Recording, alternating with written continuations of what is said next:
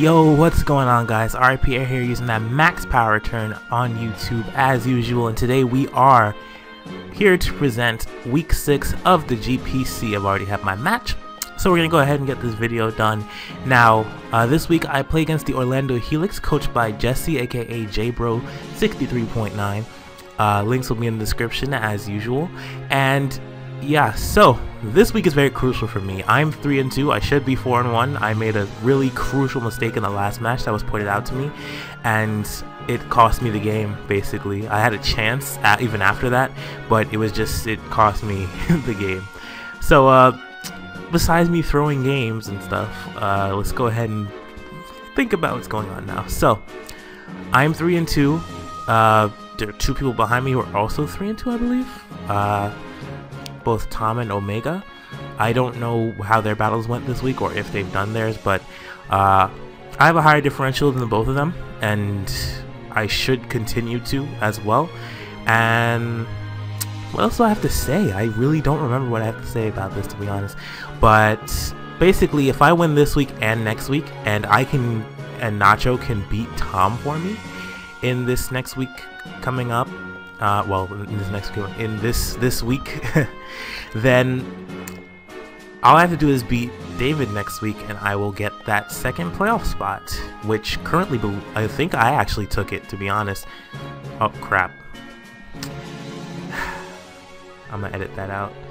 But yeah, so if you heard like a little lapse in what I said there, it's because I kind of spoiled something, so I just cut it out.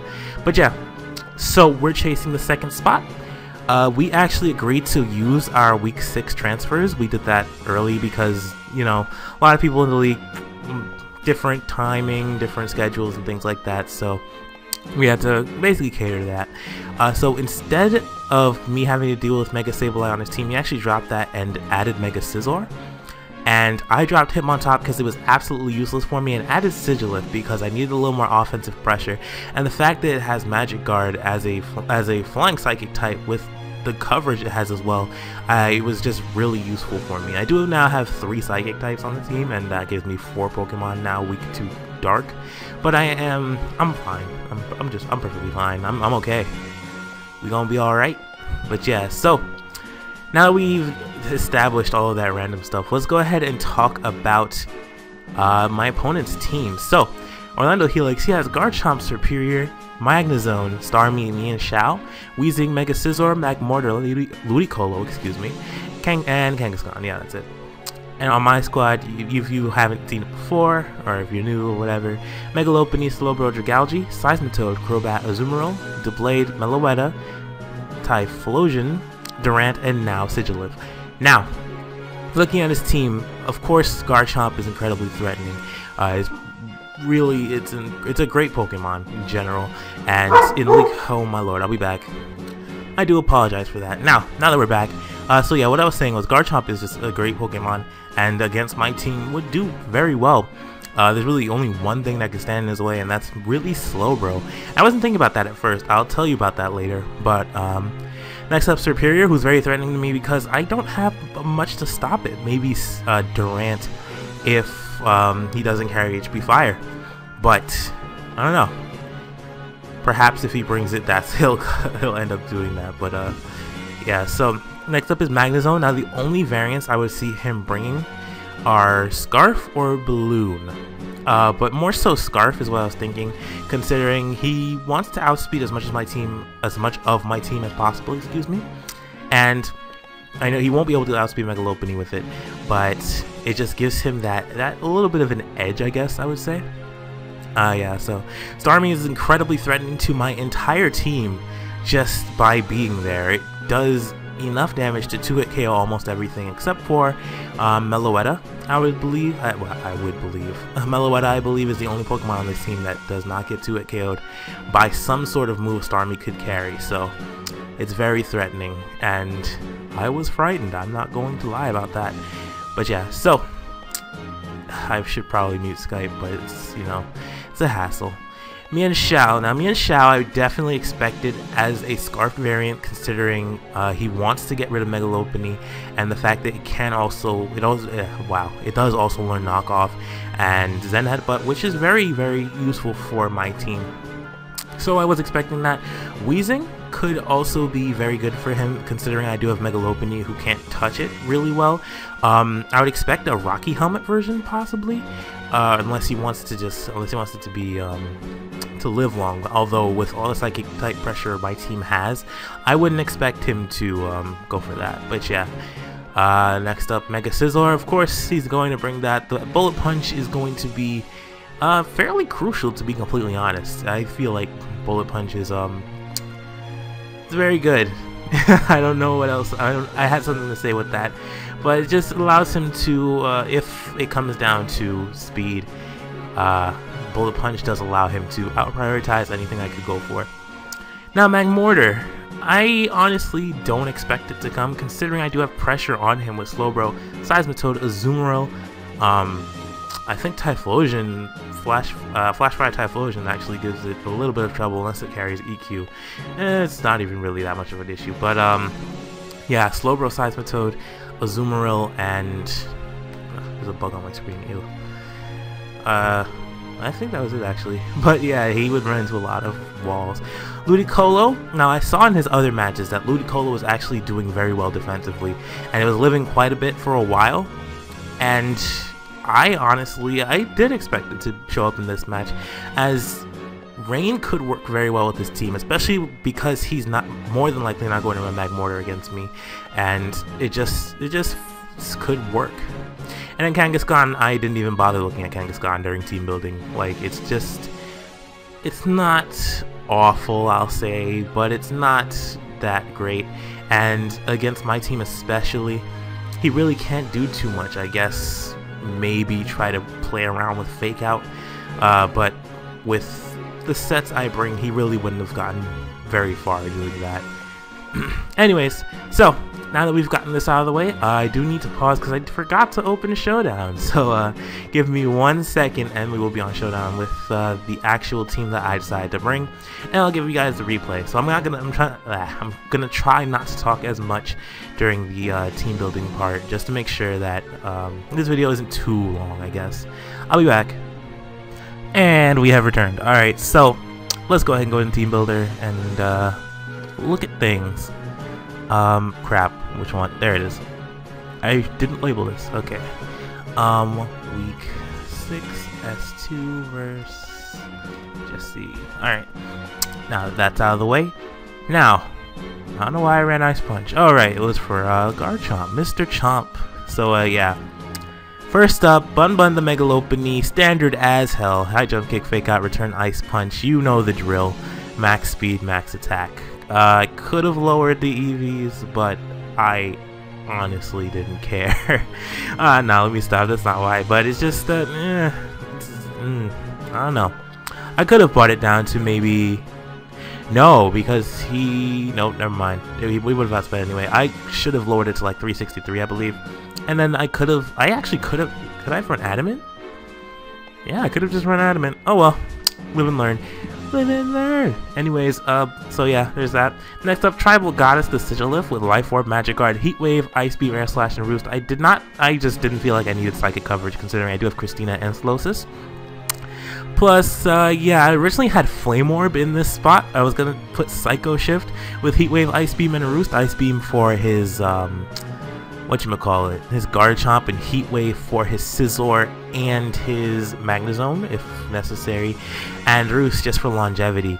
But I just felt like Life Orb gives me more damage output, and I just didn't need the burns, to be honest. And yeah, so, moving on, this is a standard set. I should have... it's another case of me not caring. So this was supposed to be really fun, and it ended up not being so much fun. So here is You Can't See Weed, and then there's Dragalge. Yeah, see Seaweed? Yeah, I'm clever. I am clever as fuck. But yeah, there's Dragalge with Haban Berry, Adaptability, Draco Meteor, Sludge Wave, Hidden Power Fire, and Dragon Pulse. Now, give me a second, because I'm just gonna mute the Skype chat. Give me 1 second. Okay, so yeah, I did that. usually doesn't annoy me that much, but like if I'm looking down every 3 seconds, like they decided to get really active right as I started doing this.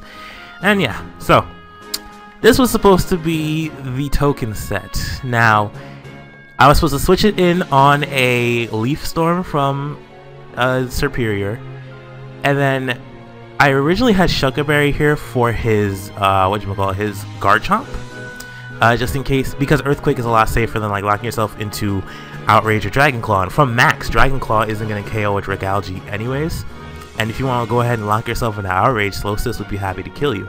So Habomberry was just a lot safer for me. Well, no, that's not what I was getting at. Shucka was for the other thing. But I just felt like I'm not going to have Dragalge just sit there and just like predict what his next move will be and be like, oh, I hope you live. But no. Habomberry is basically so that I don't get KO'd by a +2 Life Orb Dragon Pulse from the Superior. The one thing that should have non-stab dragon type coverage. But yeah, so Superior, Leaf Storm, oh my lord, stop PMing me. Yeah, so Leaf Storm, whatchamacallit, damn it, I lost my train of thought. Alright, so yeah, a Leaf Storm from Superior puts me at like 70 something %. That's a quad resisted move, so that's damage from that. And that +2 Dragon Pulse KOs. So Habomberry's job is to keep me from dying to that Dragon Pulse afterwards, and then I OHKO him with Sludge Wave immediately, and that's a threat gone. Although Christina with an Assault Vest would be able to deal with that, but I didn't bring an Assault Vest this week, so I would have been very susceptible to that. So here we have Christina the Meloetta with Leftover Serene Grace, Substitute Psychic, Hidden Power Fire, and Shadow Ball. Now, my job on her was to substitute on Weezing if possible, because Weezing would try to go for Will-O-Wisp to try to, would either be forced to switch out, or go for a Will-O-Wisp on my substitute, or go for Sludge Bomb, which would not have broken the substitute. And Psychic to KO it if necessary, Hidden Power Fire for his Scizor, who can't just use U-turn on me because I am running just enough speed to outspeed max speed Mega Scizor. Although it's not really run much, this is a league that's gotta be prepared for anything. So I actually put less special attack EVs in this because the vested set does require actually no, never mind, there's a different set I'm thinking about, but 350 is no laughing matter for special attack. 160 HP puts me at an odd number of HP so that I can, I take odd number damage from Stealth Rock, and I forgot where oh yeah, the speed was for Mega Scizor, and I still hit rather hard, so it's not the end of the world for me.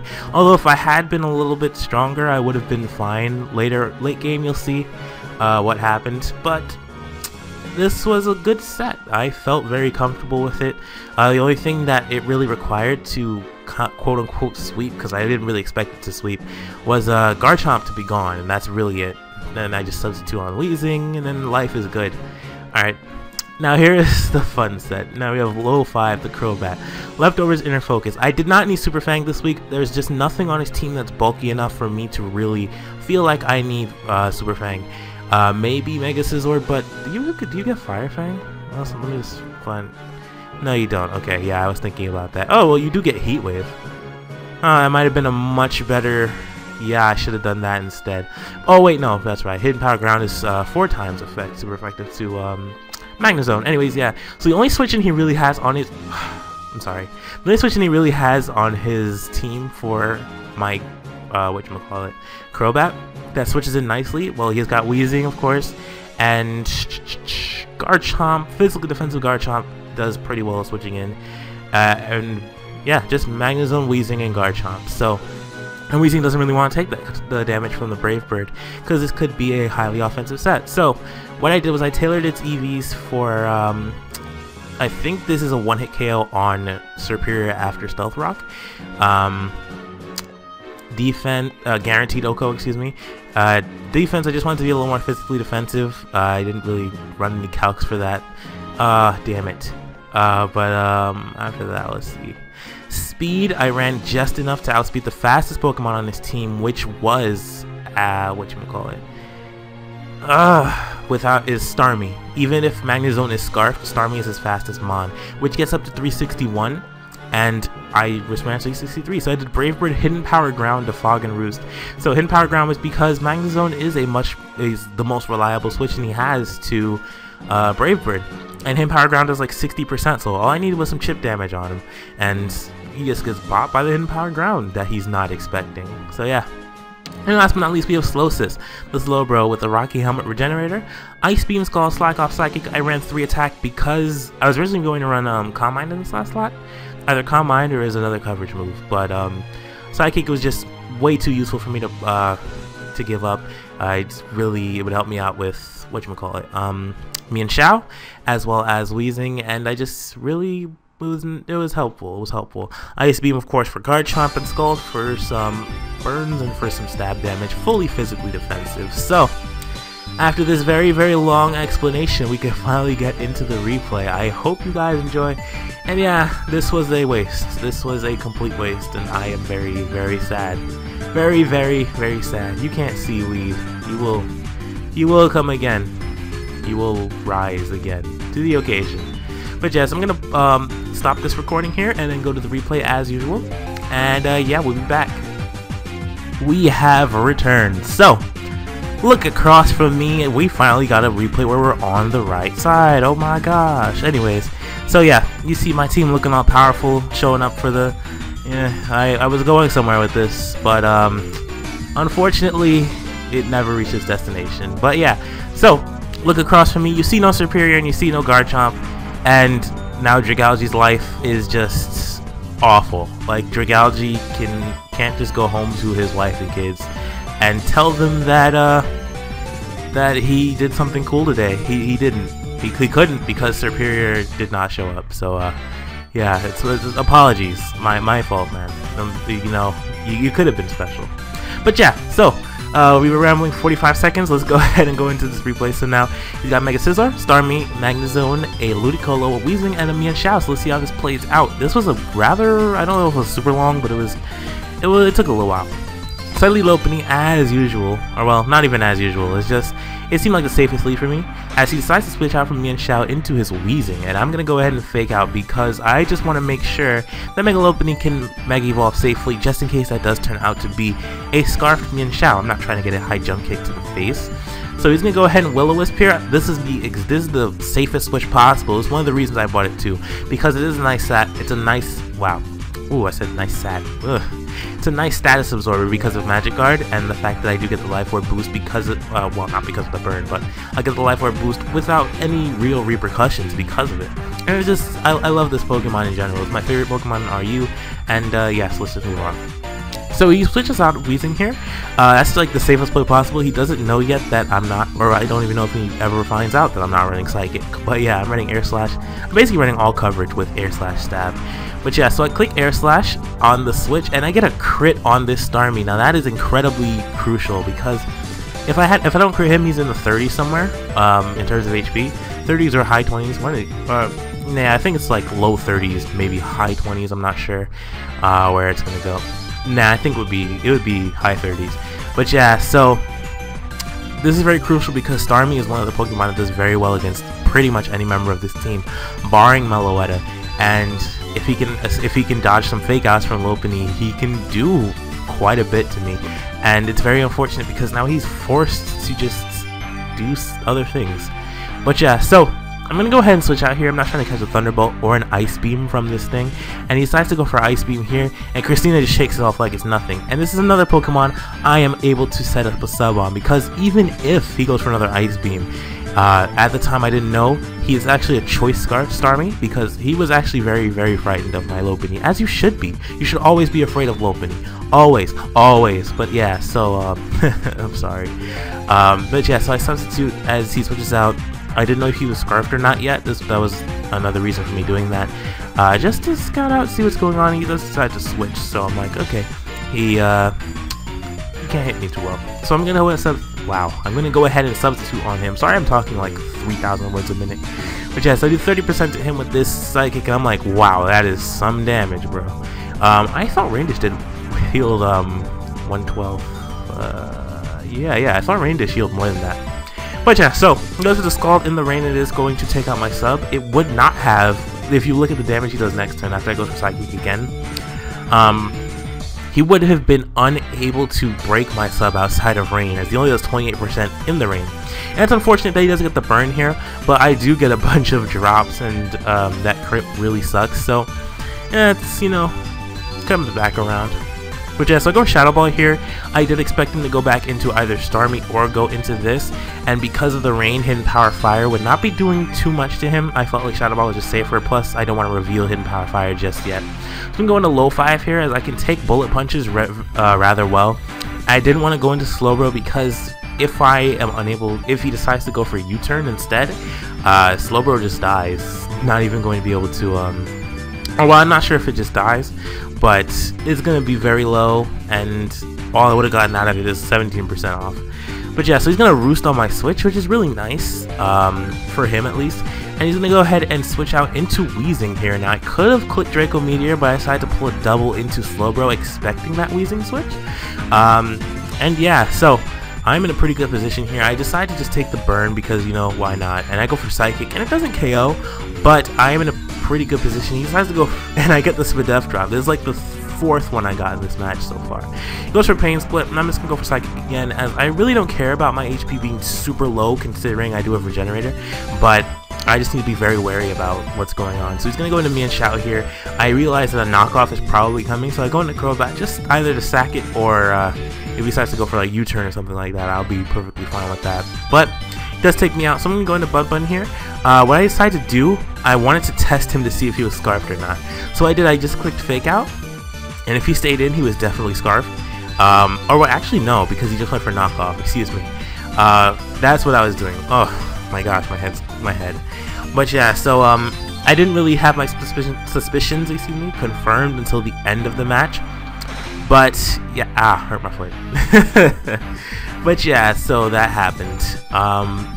But I was like, you know what, that's probably Scarfed. Let me just send out Lopunny and see what he does. He decides to switch out, just doesn't want to lose his Mienshao just yet. That is his win condition for the most part. So I'm going to go for Fake Out here. I find out this is a pretty much fully specially defensive Ludicolo, because I'm pretty sure a defensive one might have actually looked at Fake Out. But yeah, the way he sends in the Starmie here, I know it's Scarfed. It's really, you can't get me. You can't get me, kids. But yeah, so he's going to go ahead and Psychic my Slowsis. Slowsis does not give a fuck. And Magnezone is going to come in here, and I'm going to go ahead and Scald it. I get rid of its Balloon, which is rather useless to me because I don't have an HP ground Pokemon anymore. Rip. But I'm going to go ahead and switch out here into Meloetta. Oh, wait, whoops, excuse me, into Dragalge, because I felt like I could take it even better. But yeah, so he's going to go into Starmie here.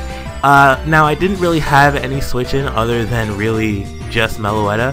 And I was like, you know what? Let me calc this. And I was like, oh, Dragalge's at 77%. I can live one. Lo and behold, he was modest. I mean, I had a chance of living either way. Just the chance of living from a timid Starmie was 99%. The chance of living from modest Starmie is somewhere in the 60s, or it's either 50-50-ish or 60-something.